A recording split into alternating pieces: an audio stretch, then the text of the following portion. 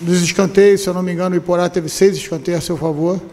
Acho que é um jogo que a gente tem que trazer como aprendizado, porque todo jogo tem a sua peculiaridade e a gente teve uma dificuldade de sair da marcação individual que eles exerceram, principalmente por dentro do campo. Não entendemos que nesse tipo de marcação a gente tem que ter movimentos de frente, de atacar costas, de desmarque, para que a gente consiga ganhar vantagem, né? Então, eu acho que essa foi a principal dificuldade tática do jogo e acho que também não foi um dia que tivéssemos tão bem tecnicamente, né? Erramos algumas coisas básicas, mas de tudo isso eu acho que a dedicação desse grupo ela é tão grande que nesse momento de dificuldade a gente conseguiu superar com aqueles atletas que entraram em campo, conseguiram sustentar um pouquinho melhor o ritmo. No final do jogo, o Iporá veio com uma formatação bem ofensiva, com 4 atacantes, e isso gera dúvidas, né? Porque a gente vencendo o placar mínimo, criou dúvidas de como a gente deveria se comportar naquele momento ali. Enaltecer o grupo, mas logicamente trazer os ensinamentos e conversar, porque a gente não pode deixar passar em branco essa partida se a gente quiser crescer na competição e crescer na temporada. Zé Ricardo, boa noite. Caio Munif, da Rádio Difusora de Goiânia. Zé, essa semana agora você vai ter algo praticamente raro desde que você chegou ao Goiás, uma semana livre. Como utilizar essa semana livre em favor para o Goiás chegar de alguma forma em vantagem no mata-mata do Goianão, principalmente em relação aos times que vão jogar a Copa do Brasil? Olha, muitas vezes a gente vê que a gente acha que tem uma semana livre, que a gente precisa trabalhar mais, né? A gente tem trabalhado muito, eu acho até que pagamos um preço hoje, estava muito quente, o terceiro jogo da semana, a gente estava tentando imprimir um ritmo muito forte, como marca da nossa equipe, hoje não conseguimos imprimir esse ritmo tão forte, eu acho que, perdão, eu acho que a gente pecou um pouquinho na posse mesmo, a gente podia ter uma dinâmica de jogo um pouquinho mais rápida para fazer o adversário correr, já que ele estava fazendo a marcação individual, e assim desgastar mais o adversário, a gente ganhar jogo pelo passe, mas exige da gente também mais deslocamento, então talvez isso tenha atrapalhado um pouquinho a gente. Amanhã a gente tem um trabalho com o nosso Sub-20, vamos fazer um jogo treino contra o nosso Sub-20, para quem não jogou hoje, dando sequência à integração que a gente quer com a categoria. E depois da folga de terça, a gente espera retomar quarta-feira o trabalho com foco no desenvolvimento tático da equipe, para que a gente possa, em momentos como esse, a gente possa interpretar melhor o jogo e poder evoluir no sentido, principalmente, da organização da nossa equipe.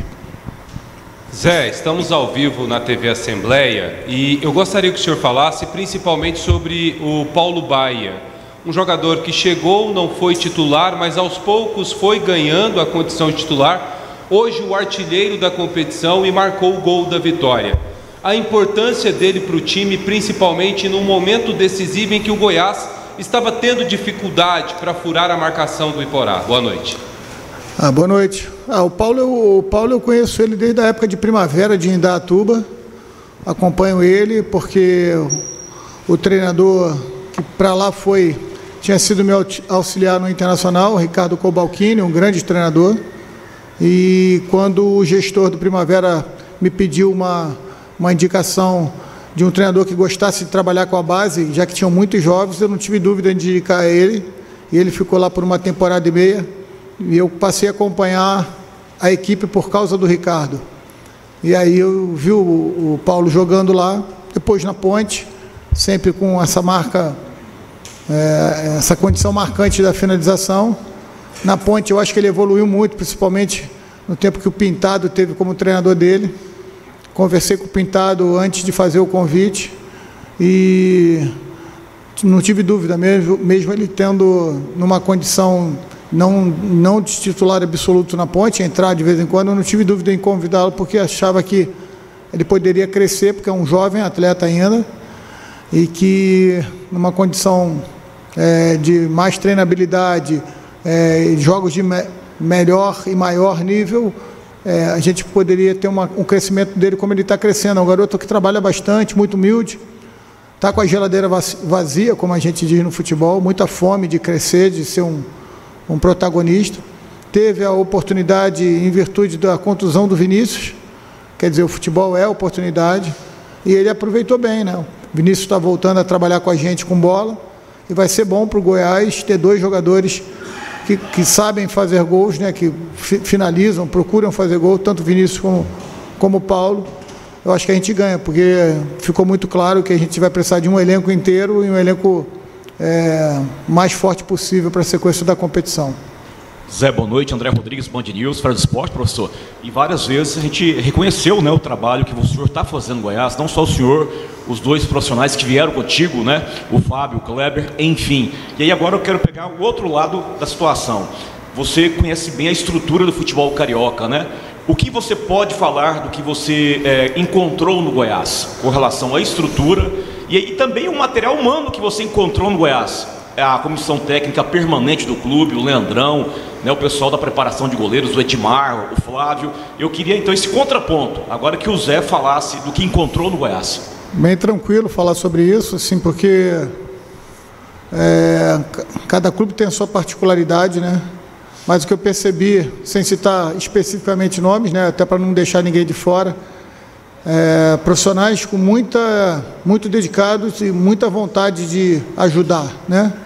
Até porque todos sabem que há uma transição no clube e num momento muito difícil, muito delicado, digamos sensível, que foi uma queda para a Série B. O que todos nós estamos buscando, direção, o Luciano na posição de CEO, o Agnello, nós da comissão que chegamos e todos os funcionários do Goiás que aqui estavam. Também temos o Mário Henrique, que acabou saindo por uma decisão própria, mas também fez uma transição e me ajudou bastante no reconhecimento do cenário. O que nós estamos querendo buscar é um Goiás cada vez mais forte, numa sequência, para que a gente entenda, porque nós entendemos que o futebol ele evoluiu bastante dentro de campo e fora do campo também. O que a gente quer é dar a nossa contribuição para que isso perpetue para um Goiás, para um clube desse tamanho, dessa grandeza, com uma estrutura física maravilhosa, ter todas as condições de realmente voltar para a Série A e se estabelecer na Série A como uma equipe que possa brigar por coisas maiores. Porque, como você falou, eu vi transformações em clubes que também passavam por dificuldades, e eu sei que isso é possível, com muito trabalho, não é da noite para o dia.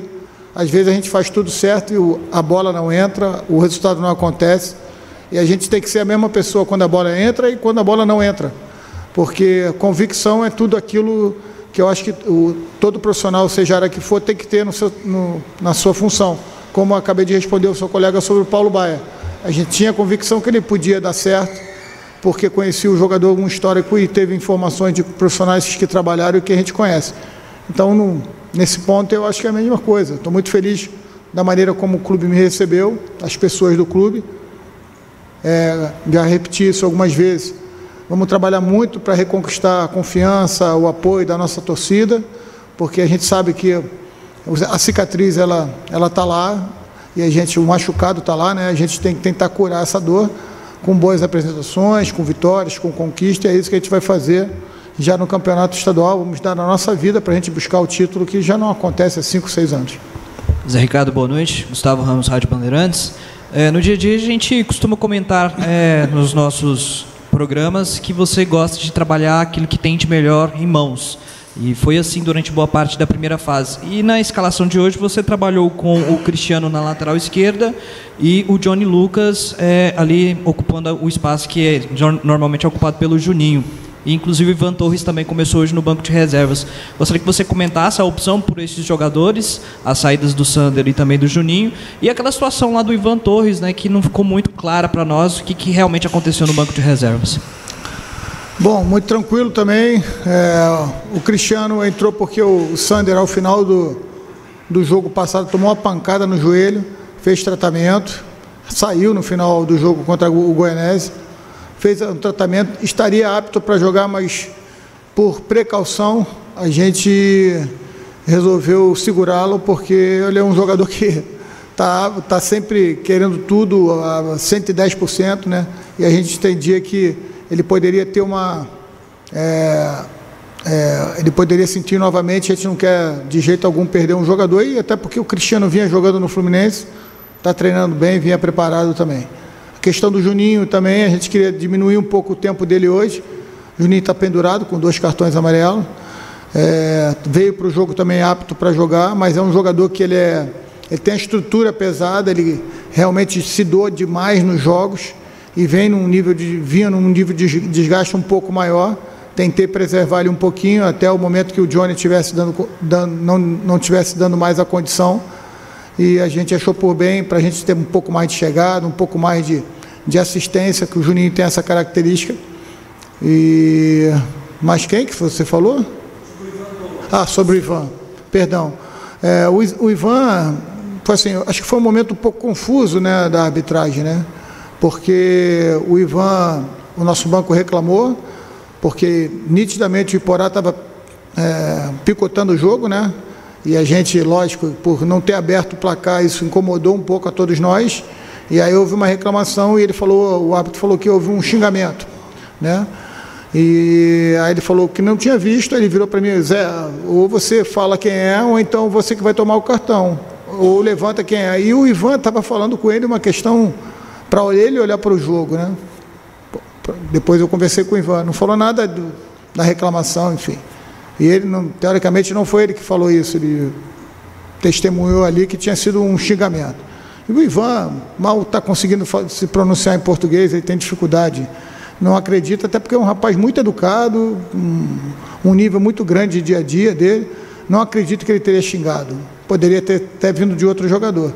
Mas como ele levantou para falar para ele, olhar para o jogo, que o jogo ia começar, ele achou que ele estava tomando a decisão que ele que tinha falado. E aí o que me chamou a atenção é que a gente vê isso recorrentemente acontecer, e o cartão amarelo eu acho que fica bem dado, né? Eu não entendi o cartão vermelho, acho que foi um pouco exagerado. Até depois, o que ele falou para mim não é nenhum xingamento, ele falou um termo um pouco mais chulo, mas não é um xingamento.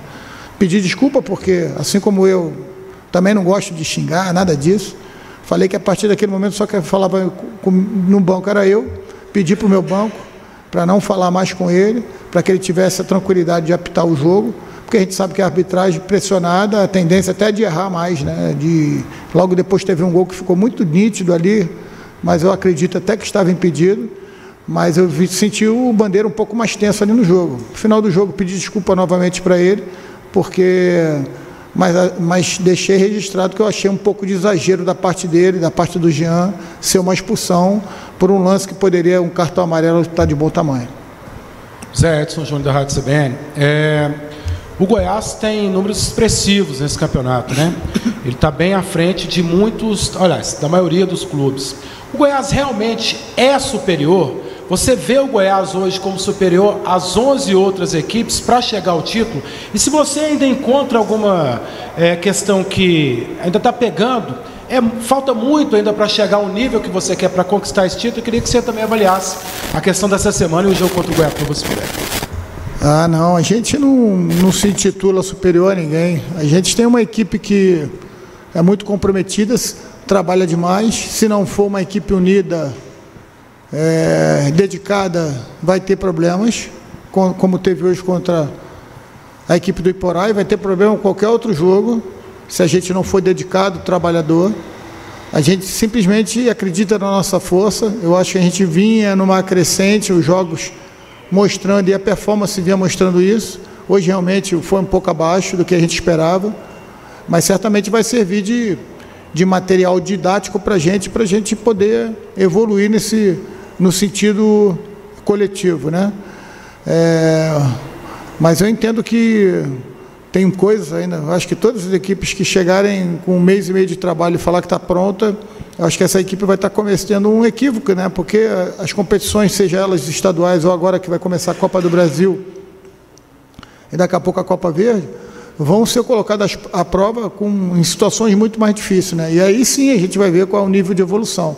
Mas hoje, sem dúvida nenhuma, foi uma amostra que a gente precisa continuar trabalhando forte, de forma meio humilde, como a gente trabalha, ninguém sendo maior que o escudo do Goiás, nem querendo ser maior que o escudo do Goiás, para que a gente entenda que o coletivo tem que sobressair sobre o individual e, naturalmente, se a gente conseguir um bom jogo coletivo, o individual acaba também aparecendo.